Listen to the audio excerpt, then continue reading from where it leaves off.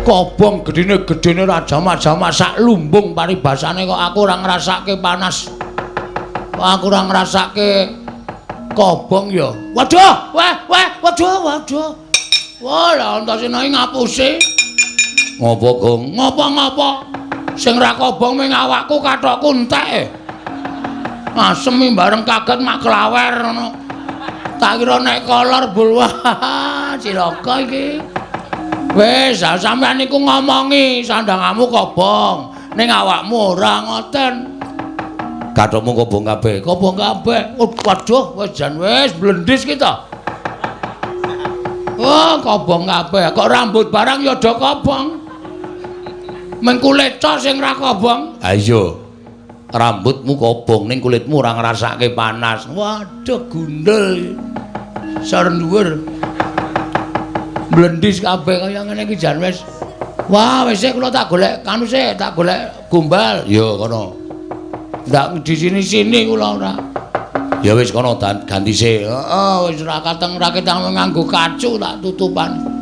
Tak buntele men kaya lemper. Wis romo lah kok kakak-kakakmu tok ajar mergane apa? Ndi utang kula ora nyaur-nyaur. Lho, dudu perkara niatmu to, dudu wis dendam terpendam sepanjang masa. Lah kula ajeng takon bapak kula niku sinten? Lah rak wis Iwang Pilon Bathara Guru wis paring dawuh to. Ning kan kula nyatake mboten iso. Lho kok getak karo aku? Getak wae jengkel kok. Lah nek ngono kowe wani karo Kresna. Weh, lah wong kandhane ngeyel. Iki lagi dadi top wayang lho. Lho. Top-tope wayang piye? Iki lagi dadi trending topik. Bagong bengi iki lagi gleleng sapa wae sing ngepalangi rawe-rawe rantas malang-malang bakal tak putuk.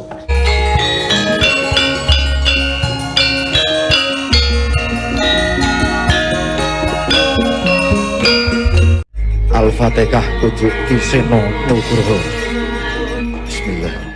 Kakang Narada menika wonten titah ingkang abiyantara. Nanging sereng kula waspadakaken jebul menika titah pujangkara wujudipun kawula alit menawi boten klentu menika atmajanipun Kakang Ismaya inggih menika pun Panakawan Bagong. Dalah. Wela. Kayangan iki paling ora ketekan ratu utawa dewa utawa pendhita sing pinunjul. Tur ya sing kuncara anjaying bawana. Wah, tiwas padha diwenehi dalan karo para dewa. Tak kira nek ana sowaning Nalindra Gung Binathara ingkang nedya sowan ngersane Ngadi Pramesti Bathara Guru. Lah kok iki wah ora pangling iki Bagong ta iki. Lha kok dadi sowaning kayangan kok ngerti dalane iki piye iki? Kakang Narada, punawi? Nadyan dipun menapakaken menika titah kula. Ha inggih. Kayangan menika mboten pilih-pilih sinten kemawon ingkang badhe sowan nartemtu ulun keparengaken. Nggih. Tumrap katimbalana menapa wigatosipun Bagong sowan menika? Kakang Narada lenggah ingkang langkung prayogi. Inggih ngestaken dawuh. Panakawan Bagong padha rarja sak prapta kita Panakawan sowan ning Kayewangan Suralaya Panakawan Bagong. Nonamit pasang Kalimantabe tinebena ing iladune dumawahing tawang towang. Menapa sampeyan ingkang nami Pukulun Bathara Guru? Iya, Bagong. Kok cilik? Bagong aja sembrono. Nggih.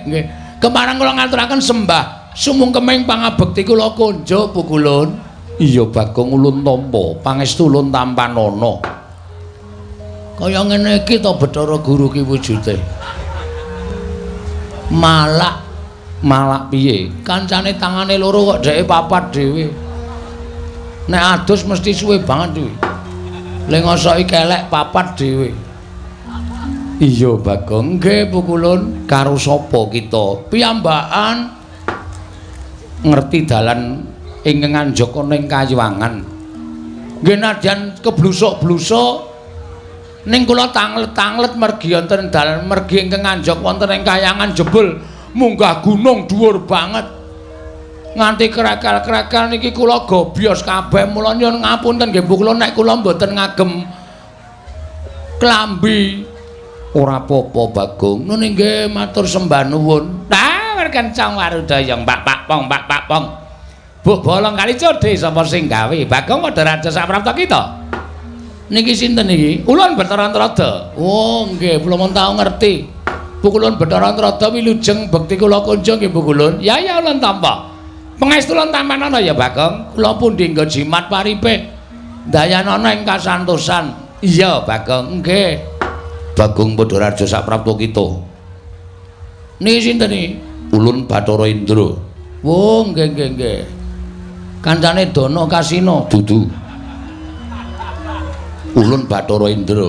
Ngawur iki Dono Kasino iki ra nggon film. Pukulan sok nonton. Iya. Wah, jan.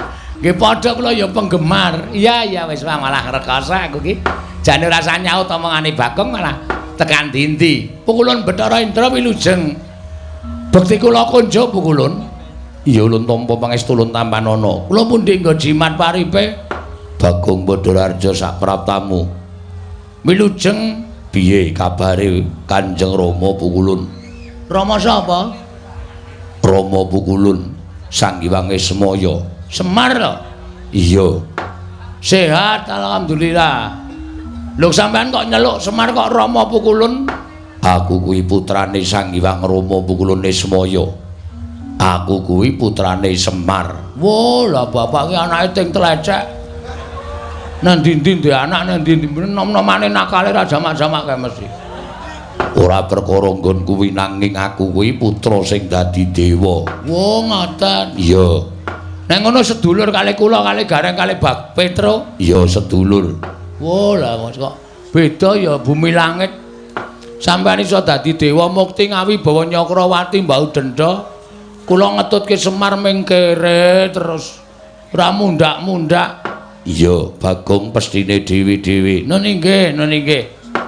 Bekti kula nek nyeluk napa? Ya sakarepmu. Kula karo sampeyan tuwa sapa? Aku dhewe ora ngerti takono bapakmu Semar. Wah, wis kacau iki silsilahe.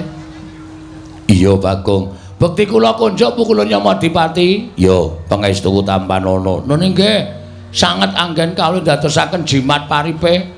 Bagong wonten dawuh Pukulun. Ana apa Bagong kita sowan ngane-anehi teka dadi gegering kayiwangan hawa panas sing sumundulana ing kayiwangan.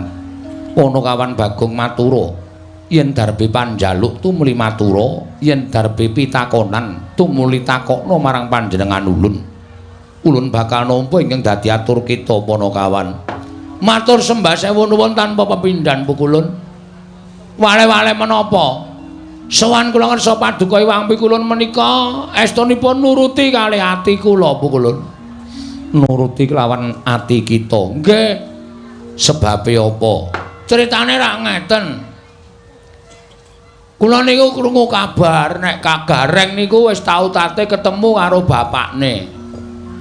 Kula tanjeke teng omahe Gareng. Reng apa kowe wis tau ketemu karo bapakmu kok? Gareng niku semaur, heeh. Nek ngono adek iki dudu anake Semar, dudu ya ming anak pek-pekan ngoten. Lah bapakmu sapa, Reng? Bapakku ki padha karo bapakne Petro, tunggal bapak. Terus kula mara tenggene Petro. Truk, ngoten niku. Apa bapakmu karo bapakne Gareng ki padha apa? Padha. Nek ngono kowe karo aku barang ki padha tunggal bapak, ora. Kowe ki beda dhewe. Ngoten niku. Lah terus bapakku sapa, Tru? Bapakmu ya Semar kae. Mongko ati kula niku jane ora pas. Nek kula ngrasake anak Semar niku mboten. Wong Ketro karo Gareng we bapakne beda kok. Ngoten. Nggih bener nek Semar niku ya anak-anak. Ning anake Semar niku do dadi dewa. Mula sing dijak medhun ning jagat niku mung anak-anake Kuwalon. Sing dijak sengsara niku mung anak-anake Kuwalon. Terus kula takon kalih Gareng, "Lah anakku, bapakku sapa, Reng?" "Ya mbah, ngoten niku. Kelara-lara kula 7 dina 7 bengi ora doyan mangan. Meneng mawon kula teng omah mikir nganti rambut kula sing ngarep rontok niki. Niki merga kula mikir wong tuwa kula niku jane sapa? Ora mungkin nek kula niku urip kok mlethek saka watu. Niku mboten bakal kelakon." Tumuli kula rembugan kalih bojo kula. bojo kita. Nggih. Yem Tariem. Bojo kita jenenge Tariem. Nggih. Malah durung ulun catet. Yen to ulun kagungan titah alan Dewi Tariem. Mboten Dewi. Niku mboten anake ratu, niku anake tani kok. Iya, Bagong. Nggih. Lek kula ketemu teng Gubuk Asmara. Iya, Bagong. Nggih. Ayo. Pripun meneh sing jeneng Jodo? Lah iya, lah nggih. Piye aku kok ngene iki? Aku kok kaya rumangsaku kok kaya urip kok ora ndek wong tuwa ta, Yem. Ha nggih sampean pripun carane Pak goleki bapak? Bapak sampean iku sapa? Bapak kuwi jarene ya Semar kuwi. Bojo kula wae ora yakin kok. Nek kula niku anake Semar, rupa ya beda, kesenengan ya beda, hobi ya beda. Semar niku hobine wedangan, kali pacitan. Kula hobine nyopet. Lah beda ta? Pun beda. Dadi mesti enten darah sing mengalir teng kula nek pancen kula niku anake Semar. Lah terus kula rembugan kali bojo kula ngene wae, Yem. Nek aku ora iso nyembah wong tuaku, aku ki isin, aku ki wirang. Mula tak nek aku goleki bapak piye? Ah monggo Kamas. Kamas pangeran ajeng kersa tindak. Pangeran sapa? Pangeran anu bojo kula nek ngundang kula pangeran. Oh. Mboten napa-napa karena wis aku gelem ngepek kowe Yem nek kowe nek nyeluk aku pangeran ngoten nek nang omah. Sepriki niki nek ajeng tindak goleki bapak, nggih monggo. Ning kowe tak tinggal suwe lho ya mboten masalah ngoten. Mengko nek kowe kangen piye ora? Bojo kula niku Semar ra nggih tesih kathah tangga teparo to Mas. Anjen bojo kula niku tilas wong nakal. Oh iya. Ning kula slametke saking lubang napa jenenge kenakalan, kula entaske. Dadi saniki dadi wong apik ya mung iso gala-gala kumat. Iya iya. Ora apa-apa. Anak kula sing cilik dhewe niku ora mboten padha kali kula to? Iya, iya. Sik Basir, iya, iya. Niku raine mboten padha kali kula, nek mboten apa-apa tak openi jeneng kula niku seneng anu kok nglumpukke pahala. Iya, iya, Bagong. Sak banjure piye? Ah, terus kula takon. Aku lek arep takon endi ya saya coba bayangno. Semar tak takoni mesti lara ati wong Semar ki bapakku angkat. Upama tak takoni Mar bapak kuwi asine sapa? Mesti weh, blegegek ugeng niku metu terus mesti. Ugek-ugeke niku wis ora bakal leren. Iya.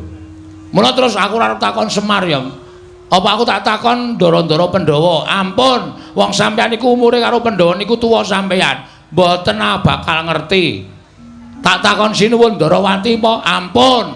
Nika ya tuwa sampeyan karo Nata Ndarawati. Lah aku terus arep takon endi? Mang minggah teng Kayangan Surabaya. Suralaya, Suralaya. Dalane ngendi Yem? Nek ngendikaning Kyai Sepuh kudu munggah Gunung Himalaya. Kula lakoni mongko dhuwure minta ampun.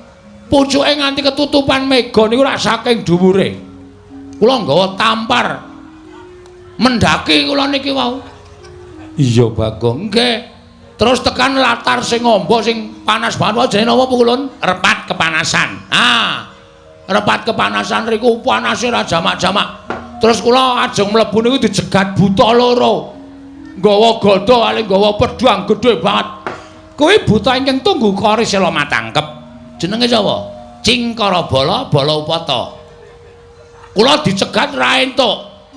Kula nekat tak tantang gelut. Loh, Cingkarabala Balaupata tak tantang perang. Nggih, salahe kula ra entuk mlebu kok. Lho terus piye iki? Buta loro pun mati kabeh teng mriku. Lho. Mati, mati nang urip meneh. Ampun kuwatir to, sampeyan ora kaget.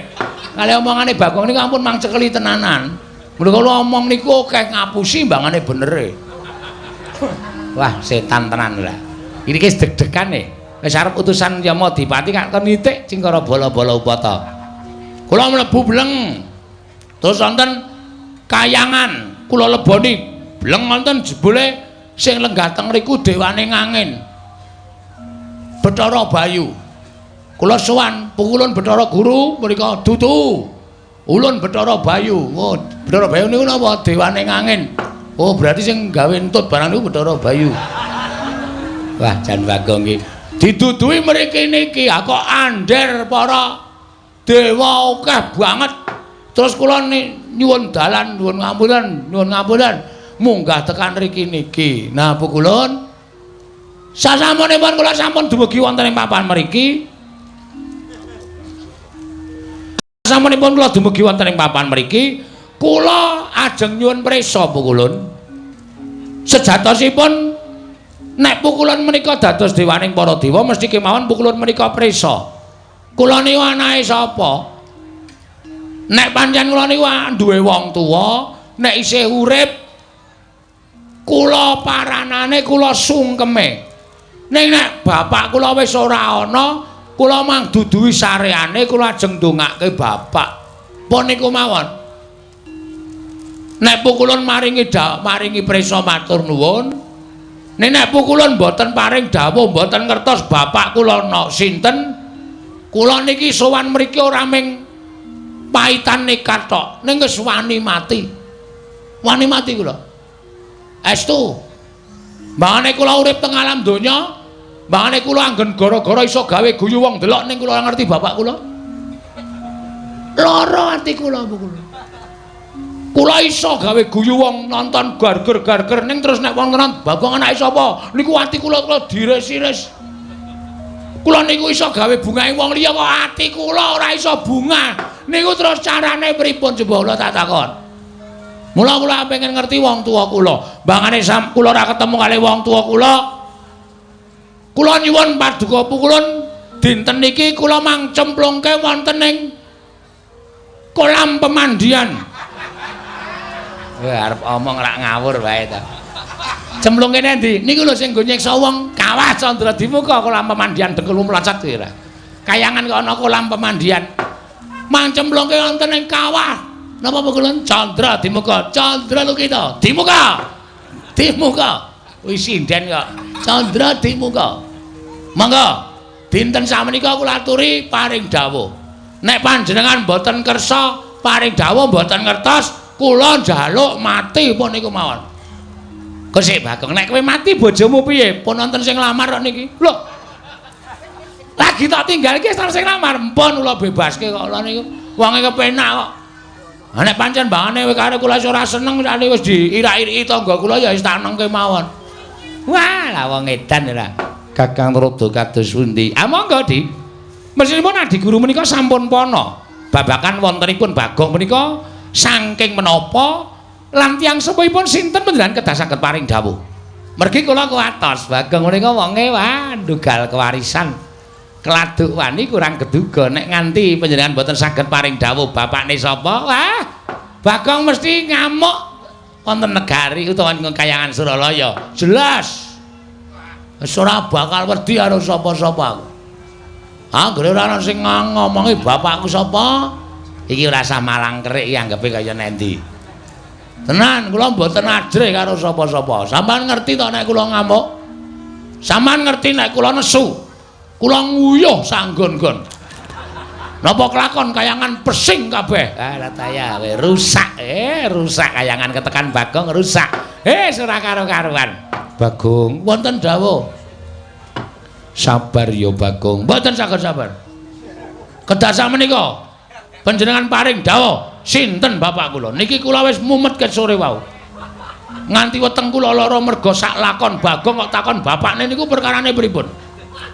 Wah wis cilaka tenan dek emben Semar bangun gedung kesenian niku wis mecahke sirah sakniki Bagong takon bapak wis apa ora bentet cengel kula ora taya kowe ning kowe bisa cah cerdas e padhake ora. Ha iso, mbok tekane iso, mbok ora sing penting iso. Walah nekat bocah iki, nekat wae. Pripun? Latri paring dawuh. Sinten bapak kula? Bagong. Yekti kita kuwi ora linairake lan ora ana ingkang ngandhut kelawan jeneng kita. Ora ana titah wanita ingkang ngandhut badan kita, lan ora ana wanudya ingkang ngandhut badan kita. Pas. Ora mungkin. Masa ana menungsa kok mlethek saka watu, jedul saka wit. Niku dudu menungsa. Niku demit. Niku setan. Lah Bagong niku menungsa. Niku mung wangsulane wong sing ora ngerti sapa bapak kula. Pun sampean saniki ngaku napa mboten? Bagong. Nun. Ulun iki sapa? Bathara Guru, nek ora tau mulang. Ngerti ulun Bathara Guru. Nggih. Ulun iki jejering sapa? Dewa. Wajibe titah kelawan dewa nyembah tata krama. Nek dewa ditakoni ra iso wangsulan, apa gunanya jadi dewa kok? Mboten wonten gunanipun. Ha percuma, kabeh niku sendan ngerti lelakone kok. Aja kok menungso. Kutu-kutu. Kutu-kutu Walangataga. Kutu-kutu Walangataga. Sampeyan niku ngerti apa bang musike. Ha kok mung perkara Bagong kok ora iso ngandhake. Ngene, kowe tak kandhani. Ngopo iki cah cilik melu-melu? Wah. Cah cilik dengkul kita kuwi. Najan cilik ulun iki kami tuaning kayangan. Nggih. Lah kowe tak kandhani Bagong. Sejatine kowe iki ora dumadi saka utawa ora linarake dening suwijining ibu. Terus war melu-melu jawabane iki kowe. Nah, melu-melu ditanono kowe. Plotroke kathokmu. Hei. Dewa karo diplotroke kathoke ora. Tak kandhani ya. Sejatine kita kuwi ora mlethek saka watu, ora jedul saka kayu watu. Ning kita kuwi dumadi saka sabda. Sabda piye maksude? Hah? Sabda piye maksude? Kira clemongan lho iki. Iki getihku wis tekan sirah iki. Munggah angel-angel nang kayangan, tak rewangi nganggo tampar tak unggahke kaya wong mendaki. Nganti babak bundas nek ming nang kene dikandhani Bagong, kowe iki ming dumadi saka sabda, ora jelas kowe. Kesikik ta? Iki cepet iki. Ndek gang tases-tases ngono. Dumadi saka sabda kuwi merga disabda dening sawijining dewa. Ha dewane sapa? Dewane sapa? Ayo ora ming waton omong kowe. Cah cilike melu-melu.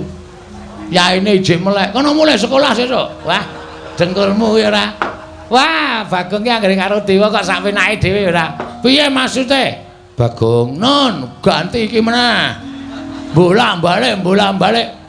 Ngene, ulun jarwani nggih. Nalika semana Semar tumitah ana ing jagat kuwi sayekti durung duwe ruwang. Terus tumuli sowan kelawan Catugara ya kuwi Kakang Tejamaya lan Kakang Ismaya sowan ngersane Ngiwang Pikulun Bathara Tunggal. Tunggale pira? Lho, Bathara Tunggal kuwi wong tuwa ulun, Rama ulun. Oh, bapak sampean? Iya.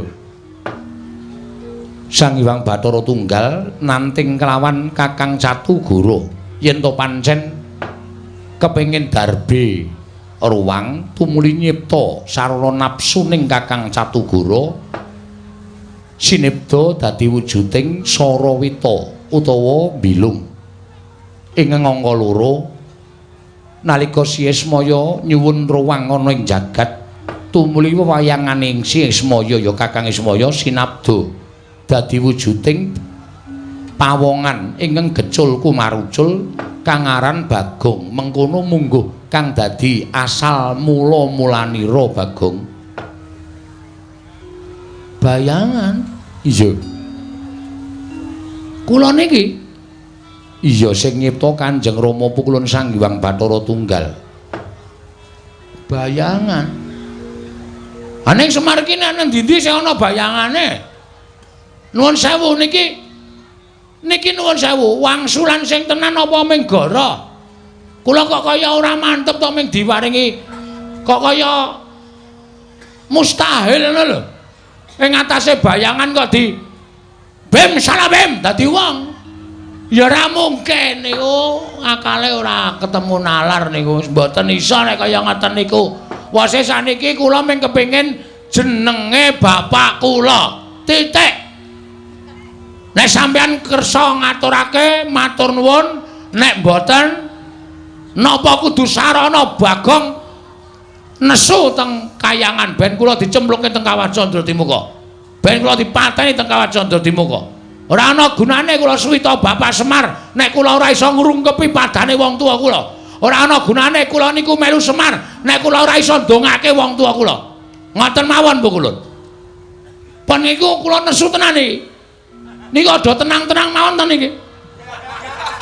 Mugi andados ing kawuningan Bu Kulun Bathara mangsa wang rai kula niku wis abang tenan. Niki tenan iki kula nek ora entuk jawaban tenan, kula nesu tenan. Nek perlu kayangan kula gawe sungsang bawana bali Bu Kulun.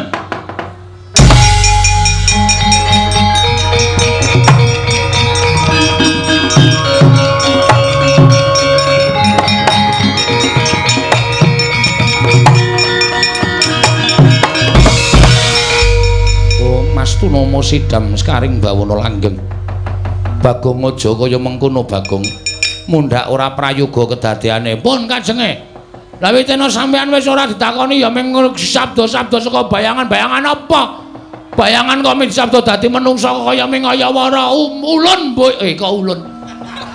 Kula mboten percaya. Iya nanging nyatane kaya mengkono. As niku ming gawean sampean.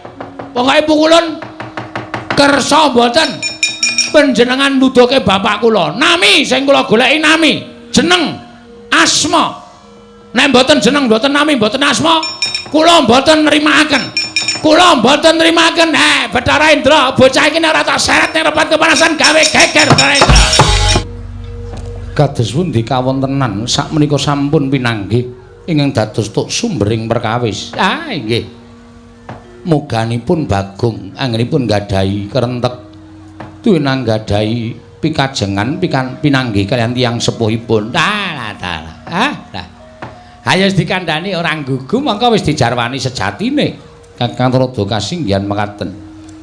Namun lajeng Bagong menika badhe tumindake mboten prayogi tumuli Bathara Indra kula dawuh supados ngedalaken Bagong saling bareng marti kundha.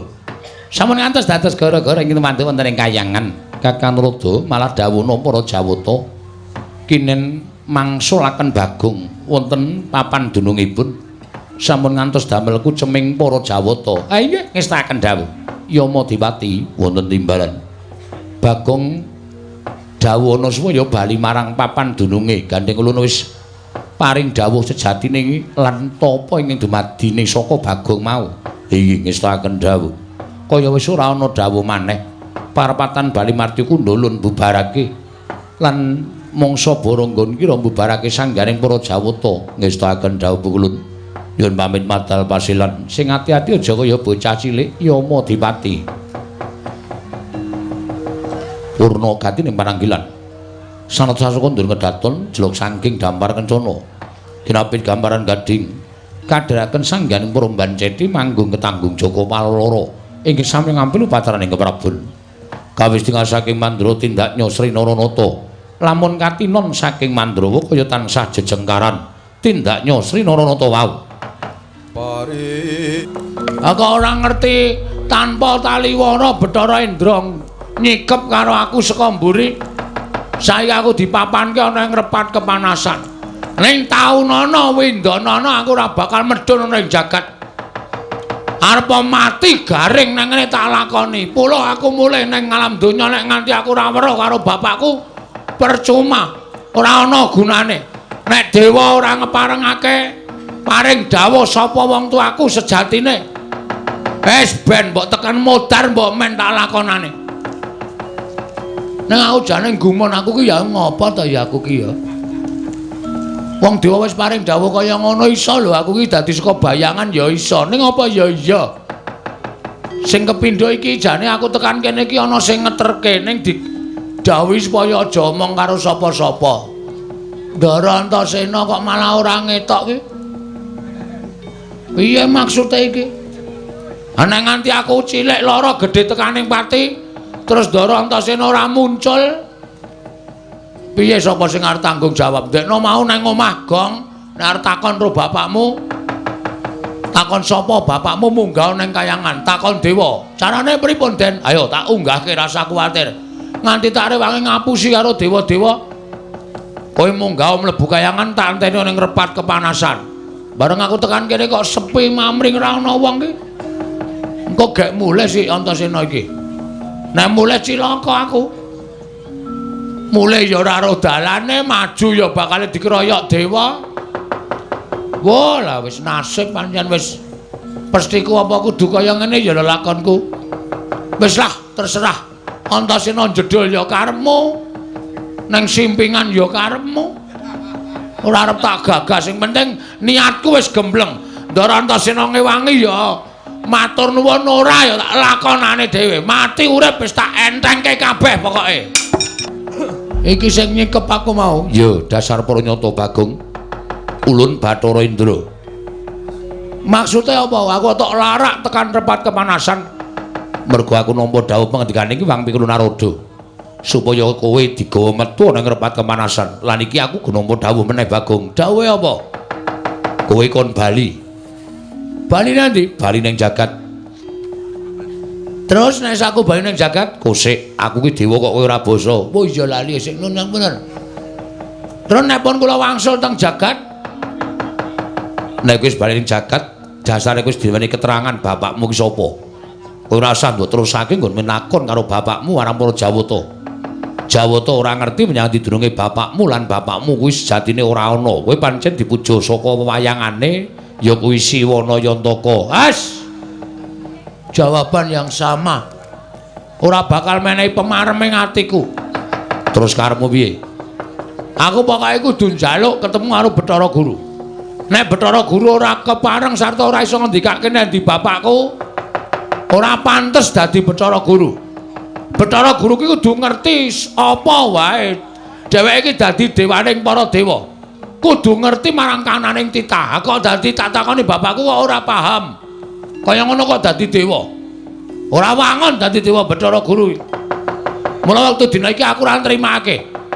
Nek Bathara Guru ngandhakake bapakku nendi, kayangan tak gawe geger. Lho kusik. Apa kowe wani karo para dewa? Lho wis muni ngene kok dikira ora wani ta iki? Iki wis nekat nek kaya ngene iki. Tegese kowe wani. Wani. Yen wani tegese aku iki kudu peksa karo kowe Bagong. Terus kowe tak candhak, tak uncalake saka Gunung Himalaya ben tiba ning jagat.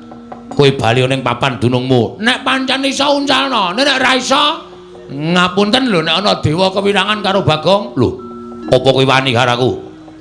Jane ora ning mergo tok warahi ya nuwun sewu. Kepeksa kula wani. Yen wani karo aku kene marganing patimu. Nuwun sewu pukulun. Dijajal dewa karo Bagong menang sapa? Iki merganing patimu. Panggawa tak ayoni pukulun.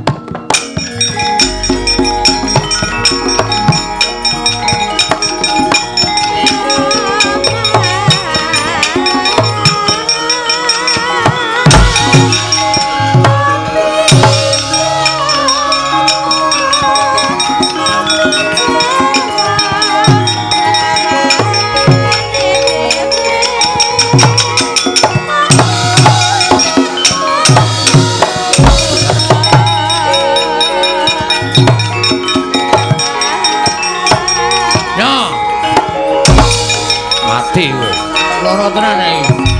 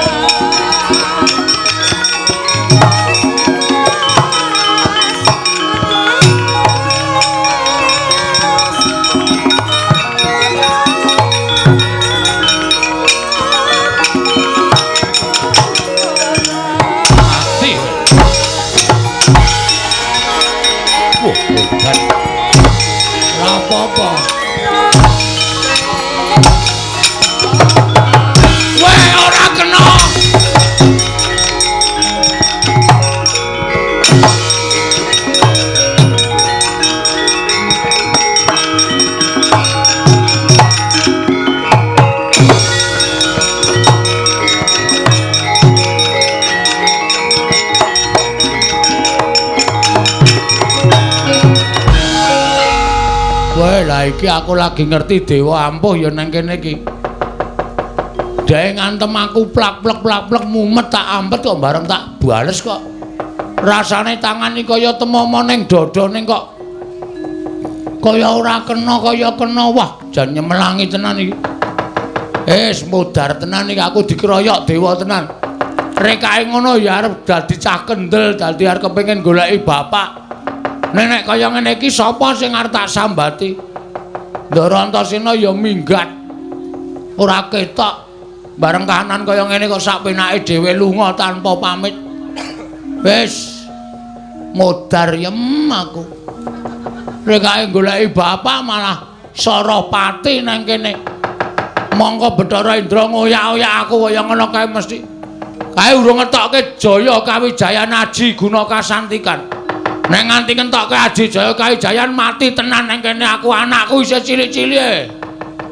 Nek nganti engko aku tak tinggal mati terus anakku piye? Nek bojoku dipsida dipek tanggaku tenan. Anakku ngrekoso iki mlebu panti asuhan malah wis ora kopen iki nek ora mulih nang Madyapada ndrawasi tenan iki. Wis suwe, Mas. Ya sawetara. Rada mriki? Ya. Ngopo kok bingung? Ngopo bingung? Semene iki nek ndombani ora ngono kuwi. Ngono kuwi piye? Sing ngakon munggane kayangan aku sapa? Aku. Sing ngakon takon dewa tentang bapakku sapa? Aku. Ha kok kowe malah ora ketok? Aku ngiyup saka repat kepanasan. Mergo panase repat kepanasan kuwi pancen gilani. Yen ora kuat mesti bakal tekaning pati. Terus aku ngopo mlayu-mlayu?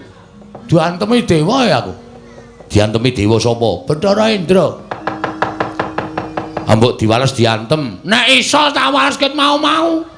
Ora iso. Tak tonya ora kenang, tak antem ora kena, tak tabok ora kena. Kaya ana tamenge dewa-dewa ki. Kowe iki nek goblok aja dienggo dhewe.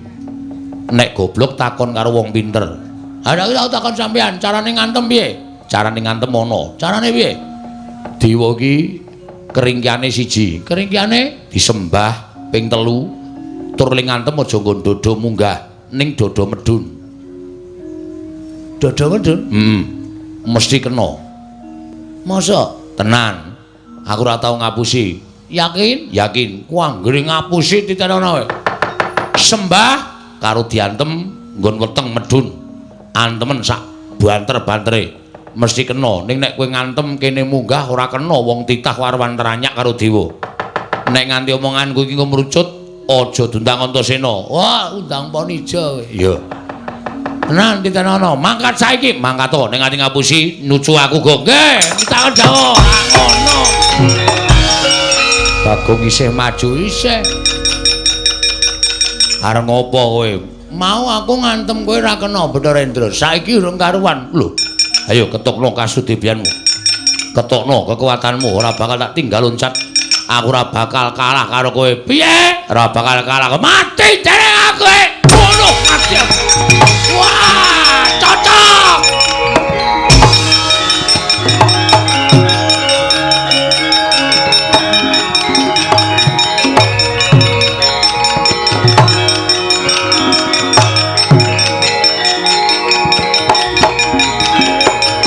Waduh, mati ya. Ayo sambat kowe. Ayo adu gares. Jare.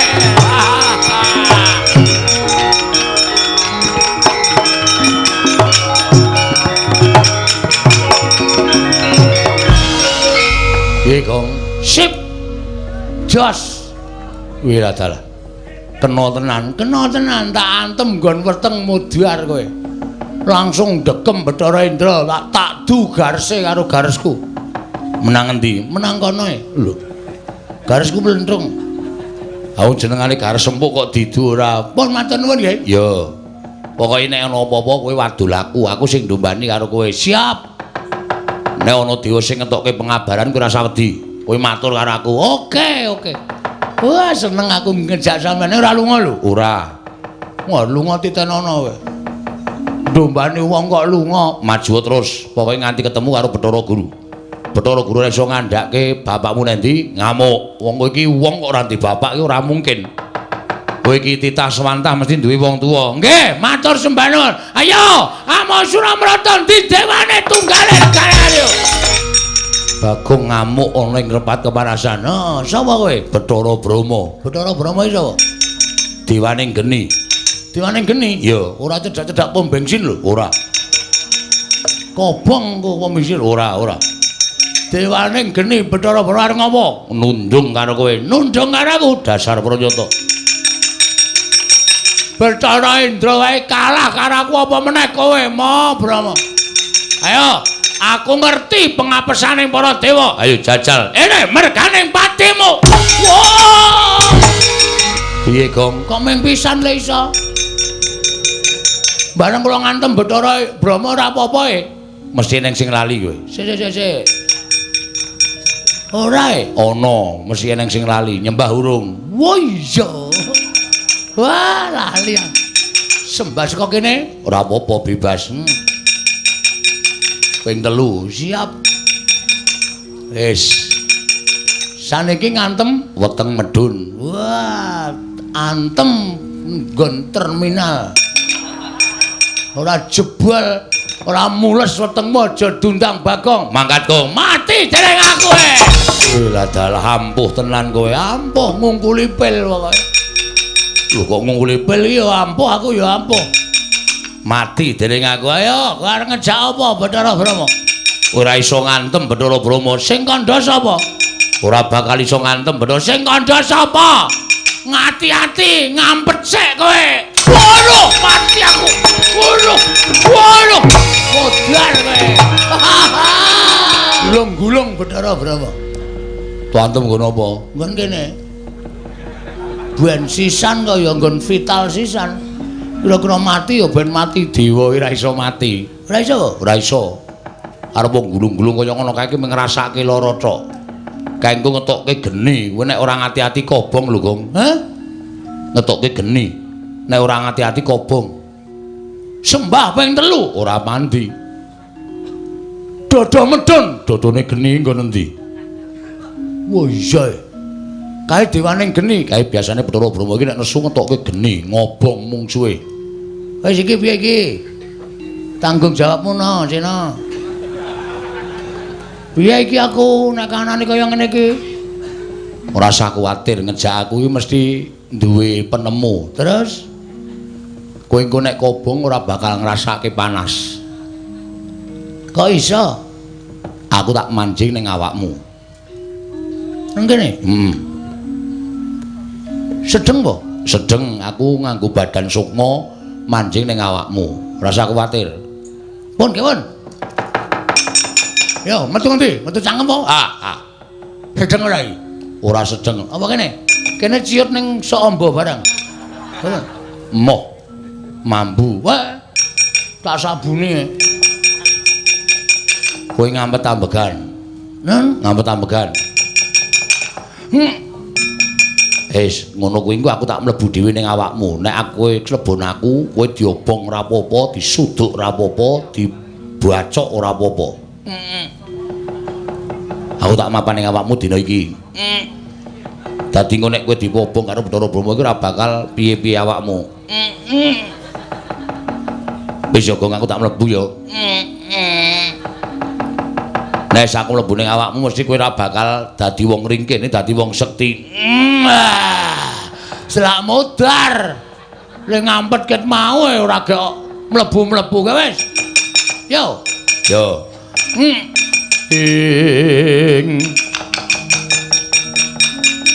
Titiprane manganak anong paricata. Mbak lume mbak lamun mambeng lirumbak ing samudra angra. Gong, wis. Sampeyan teng pundi? Aku ning awakmu. Lho. Wedane. Kok ora mbrenjol ya? Ora. Mergo aku alusan. Alusan? Iya. Mergo aku dadi badan alus. Terus kekuatane kowe dadi wong digdaya. Kula iso napa mawon? Iso. Kowe ditamani geni ora apa-apa. Blebeke nang segara ora mati.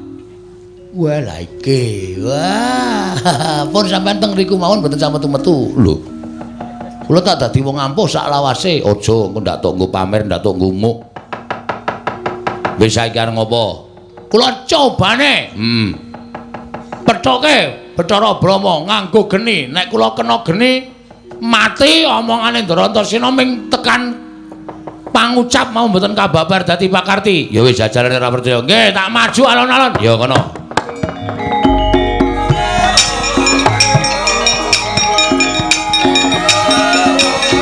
Eleng tenan. Kobong gedene raja-majamak sak lumbung paribasane kok aku ora ngrasake panas. Aku ora ngrasake kobong ya. Waduh, waduh. Wah, lah entasene ngapusi. Ngopo, Gong? Ngopo? Sing ra kobong ming awakku kathokku entek.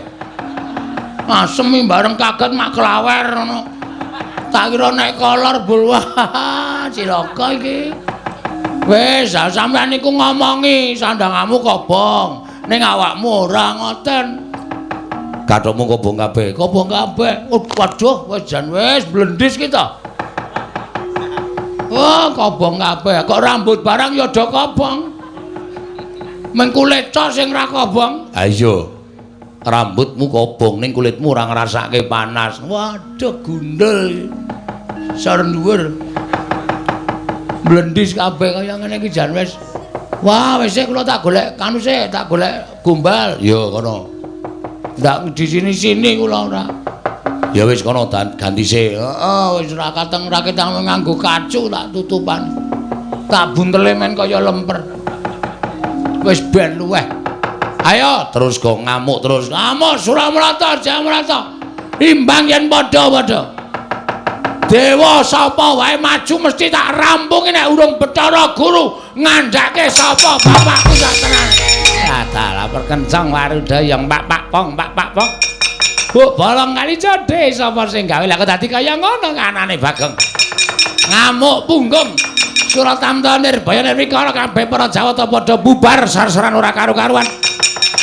Di ngatos-atos liti monggo mlajar mawon, Di. Bathara Guru mlayu Den. Hasilmu piye? Arep oyak terus apa mandeg tekan semene? Nggone goleki karo bapakmu. Nek cara aku lho, Gong. Nek aku aja nganti mandeg tekan semene, nggonmu goleki karo bapakmu ya ditenani. Nek Bathara Guru mlayu ki ateges janjane Bathara Guru ora ngerti bapakmu ki sapa. Lah nggih. Nek tak pikir-pikir niki suwe-suwe kriwikan dadi grojokan geguyon dadi tangisan. Waune kula mung rembugan karo sampeyan ming jagongan. Perkara bapak lah kok dadi sampean tok netangi pepinginaning ati kula supaya takon bapak kula teng pundi monggo jenengan terus ngojo-ojohi kula munggah teng kayangan kula ya manut. Lah iya lah nyatane wis tekan semene Gong ibarate wong nyabrang ana ing kali kuwi maju ya teles mundur ya teles mula nek tumrap aku ya maju sisan ning nek nganti mengko ndara-ndara Pandhawa ngerti wis ora sawedi ditekati pancen ndoro-ndoromu Pandhawa utawa wong tuaku Pandhawa arep melu-melu katutke sisan. Wah iki ketoke sampeyan iki ngojo-ojoki ning kaya ming mbombong kula ora mbombong ki tenanan. Sampeyan bantu tak bantu. Aku metu saka awak kula, ya engko aku tak mlebu. Sampeyan mlebu nek kula ketemu sapa-sapa niku dadine gedhe ati kula. Kula ora wedi karo sapa-sapa. Ya wis aku tak mlebu Bathara Guru doyak. Lah ra ngono malah mlebu metu ora jelas ora.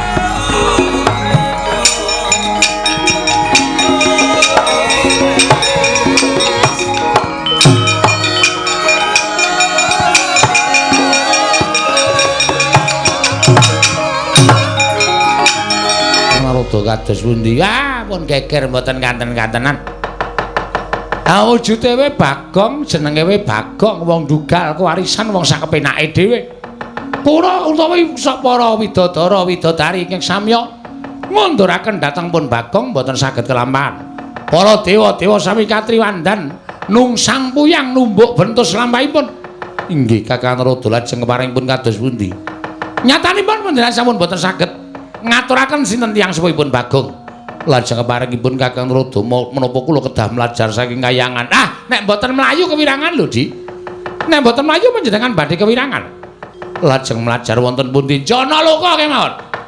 Sowan dhateng sinten? Ah, Bagong menika abdipun para Pandhawa. Pandhawa dilapori nek Bagong kurang ajar mesti kemawon Bagong badhe nampi pidana saking para Pandhawa, Di. Monggo Kakang. Pangestunipun Kakang Tampanono ndak gegem dadiake jimat. Kula ngaturaken bekti kula kunjuk sinuwun. Iya Kakang Semar ndak tampa. Ora liwat tiba sepadha-padha. Sinuwun Ndarawati bekti kula nggih Den. Iya Kakang Semar ndak tampa. Ndarawerkudara bekti kula. Ya Semar ndak tampa. Sejatosipun sampun ngantos kadangu rumiyin. Estunipun kula badhe munjuk atur ngersa paduka Gusti kula ingkang sinuwun. Ana apa Kakang Semar? Teka kaya ana bab ingkang wigati nedya mbok aturake kelawan panjenenganing ingsun. Sampun ngantos dipun dangu Panakawan kok dinten sak mangke godhang. Panji kula nampi pelaporanipun anak kula Gareng kalih Petruk. Anak kula Bagong wis sawetawis wekdal menika ninggal griya. Monggo mboten dipun mangertosi wonten pundi papan dunungipun. Kula pun takon-takon karo tangga teparo kiwa tengene Bagong. Mboten wonten ingkang sami mangertosi lan mboten wonten ingkang sami nyumurupi wonten pundi lenggahipun anak kula Bagong. Mengkono Kakang Semar nggih. Mila Den. Kula wis pasrah bongkokan. Menawi tetela anak kula Bagong menika tasih urip, mugi-mugi Gusti-gusti kula para Pandhawa ugi saged manggihaken wonten pundi dunungipun. Nek anak kula Bagong pun boten wonten, inggih sampun boten napa-napa. Jarakan wong urip eneng alam padang menika namung anut kersanipun sing gawe jagat Ndara. Miyat langeneng kalanggiwan aklar pandan moncar. Tinon ler kagonang surem sorot etan padang. Kasoran pacaring purnameng gegono dasari mangsa katiga. Dereng ngantos paripurna balwacana. Kasaring ing tumep saking dirgantara Sang Hyang Pikulun manik moya karya kagiat kang samya mulat. Lang-lang ing triya mangungkong.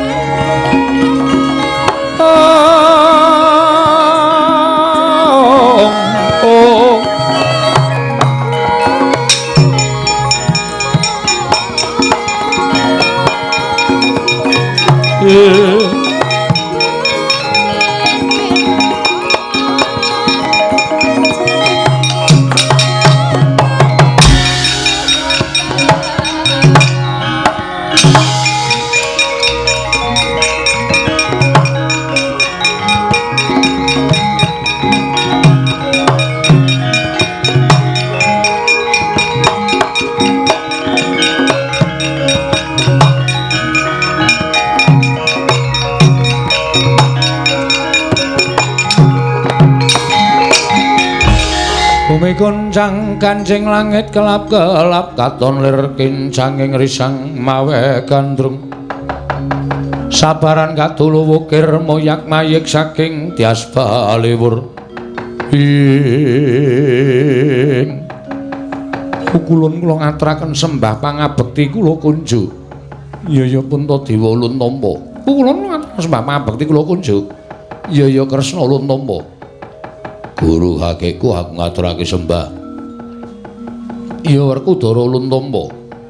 Pukulun kula ngaturaken sembah. Iya Arjuna ulun tampa. Wonten menapa Pukulun sumengka tindak paduka teka rawuh wonten ing negari Ngamarta menawi kepareng kawedharing ingkang kathah tumunten kababarna wonten wigatos ing kados pundi lan wonten perkawis menapa. Kresna kula wonten paring adhawuh. Ndadekna kawruhanamu sira Punta Dewa uga nggone ulun nganti prapta ana ing negara Ngamarta. Sayekti dina samengko kayiwangan ulun tinggal sabab kayiwangan geger. Lho, geger wonten napa? Geger krana pengamuk atmajaning Kakang Ismaya. Pengamuk ing atmajaning Kakang Semar Badranaya. Guru piye? Kowe iki ngomong apa? Inggih Bagong ngamuk wonten ing kayiwangan karena Bagong mutah ngupadi tiyang sepuhipun Kakang Semar. Lah menungso ra tatanan minggat saka omah kok malah gawe geger ora. Lah kok mula kok nglelengi ra jamak-jamak. Dijotos Werkudara we ora kedhep kok piye? Edan.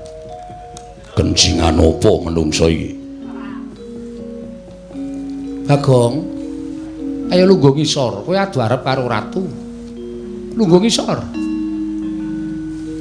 Piye iki? Lungguh ngisor sih. Oh iya. Lah rak ngono.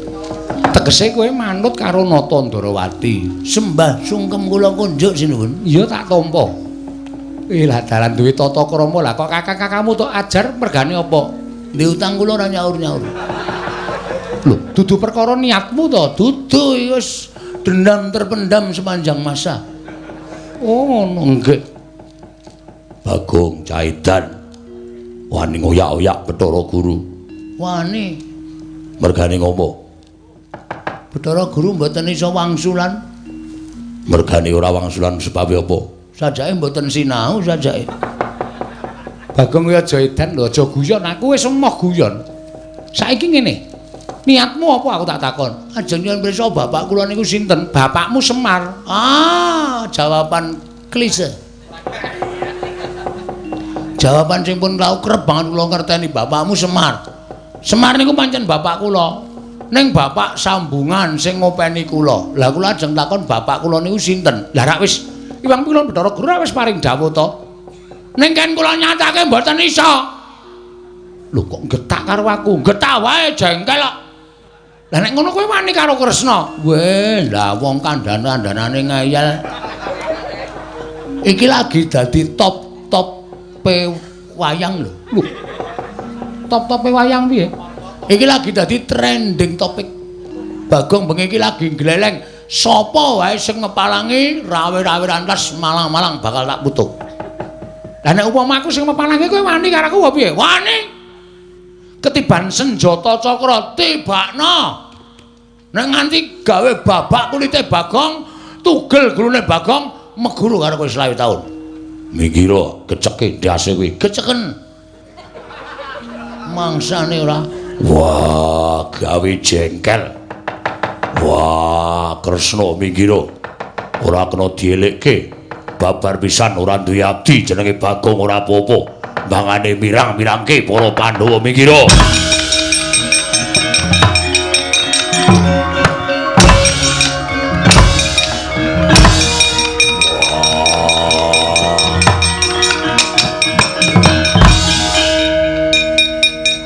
Piye?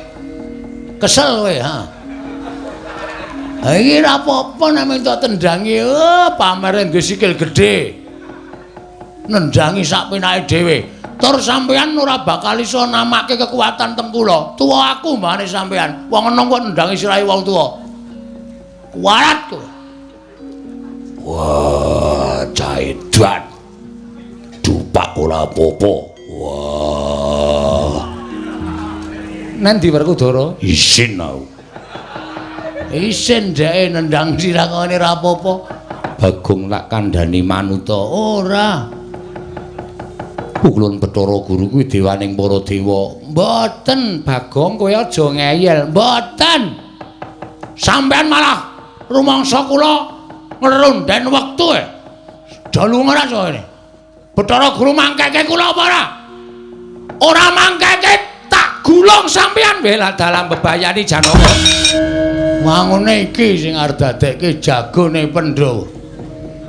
Ketara sinuwun Ndarawati ndodok Ndara Janaka ndodok Semir ndodok Bathara Guru ya mari kelu. Sapa iki? Bung Wilahing. Lho malah janturan Gusti.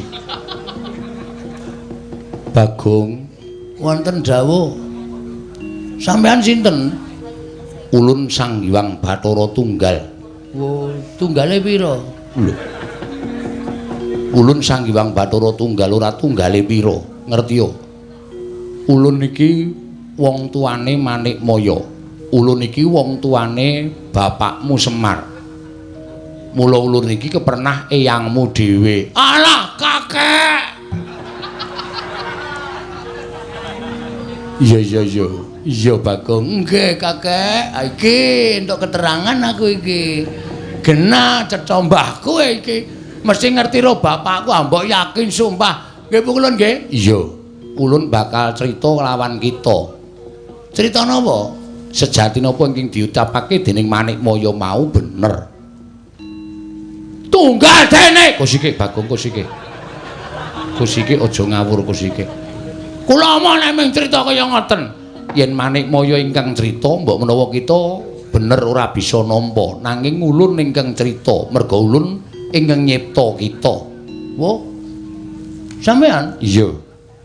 Berarti kula nek dicipta kali sampean kula niku klebu anak sampean. Mesine kudu kaya mengkono.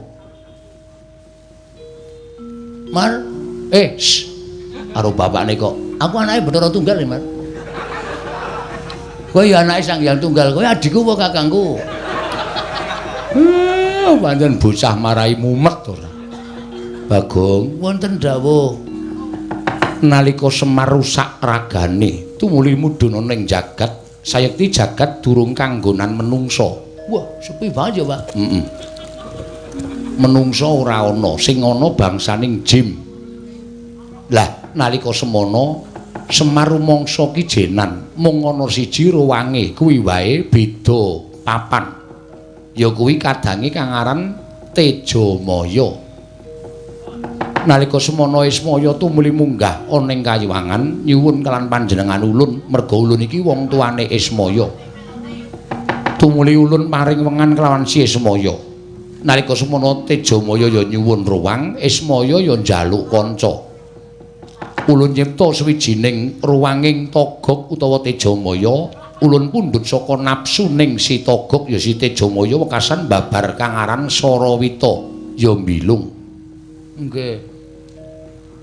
Terus Ismaya tumuli njaluk kanca.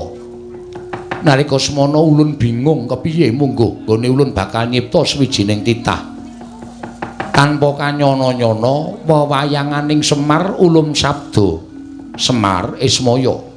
Kita wis duwe ruwang kita wujud ayang-ayang kita kuwi Ismaya jelek mandi ucap ulun dadi menungsa kang aran Bagong. Ya kita kuwi Panakawan. Aduh! Pukulan matur sembah sewu nuwun kula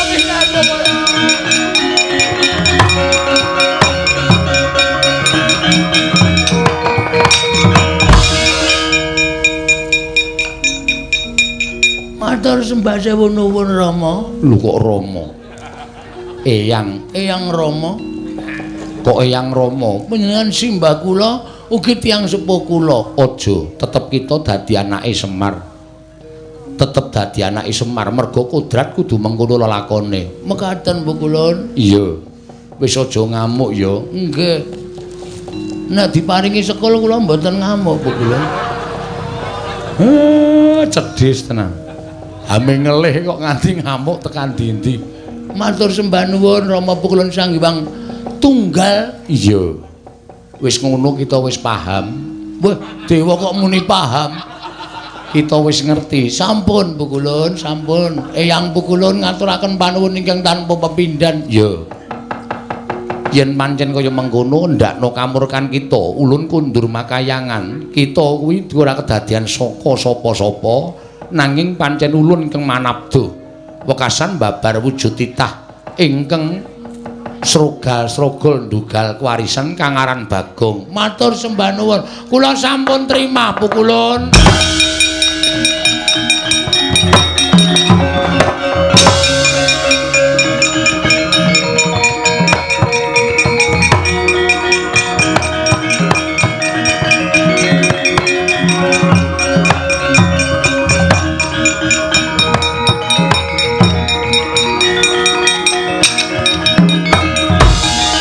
Wis ngerti kowe?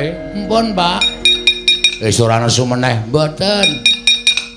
Njaluk ngapura karo Pukulun Sang Hyang Bathara Guru. Bagong, kepiye? Nggih, Pukulun. Leres pangendika panjenengan kula nyuwun ngapunten nggih, Pukulun. Iya. Kena ngapa kowe dadak ngamuk? Nek kula mboten ngamuk, kula mboten tekan enjing, Pukulun. Ngono, Bagong. Nggih. Lah mangke mboten dibayar, Pukulun. Bagong wong edan, ulun kundur makayangan. Salam kula katur Bathara Ibu Ulun. Iya, ulun salamake. Nggih, nderekaken sugeng tindak Bu Kulun. Sing manjing ning awakmu iki kon metu. Non, Sing manjing awakmu iki kon metu. Gus, ngopo? Kan medal. Sing ngakon Sinuwun Ndarawati. Wah, aku mesti didukani, Gong. Ampun kuwatir mengko tak tandangane. Lho. Kaya ampu-ampu wae, wong kaya ampuh kenggonan aku kok tak tandangane ora. Pun medal pokoke Antasena. Piye, Pakde? Metu wae. Iya.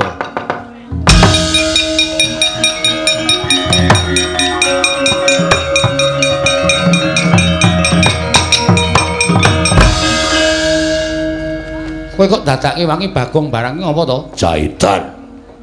Nggih wangi karo wong gendeng. Pamere ra jamak-jamak. Ayo mergo sapa karepane Bagong ben keturutan kok ya. Nek ora ngono ndak Bagong ora keturutan. Aku ya ming sakdermo dijaluki bantuan karo Bagong. Ora edan. Ya ngerti njaluk bantuane Antasena wong anakku Antasena ki wong ampuh. Sing dipilih kok ya pener. Leleng ta kula. Tutuk Ndarawarkudara ora apa-apa. Tutuk saiki. Emah. Antene modar. Nek wis ora kenggonan aku rasa pamer Gong. Nggih, matur sembah nuwun Antasena nggih. Iya. Pus padhang kula. Bagong kowe sing aku bapak apa ora? Weh ya isih. Isih pentas bareng e. Atene ngrekoso nek ora ngaku kowe bapak terus aku arep pasang aku sapa, Mir? Ya, Pak ngono ora mir. Ora tetep mir. Oh iya. Bagong, nggih ngapunten nggih, Den. Ora apa-apa. Ndara Kresna kula nyuwun pangapunten. Ora apa-apa, Bagong. Ndarawarkudara kula nyuwun pangapunten nggih. Ora apa-apa. Wis dong, wis padhang atimu. Sampun. Nek pun sami padhang sedayanipun nggih badhe menapa malih niki terus pripun niki apike? Ya wis nek wis ya wis. Wassalamualaikum warahmatullahi wabarakatuh.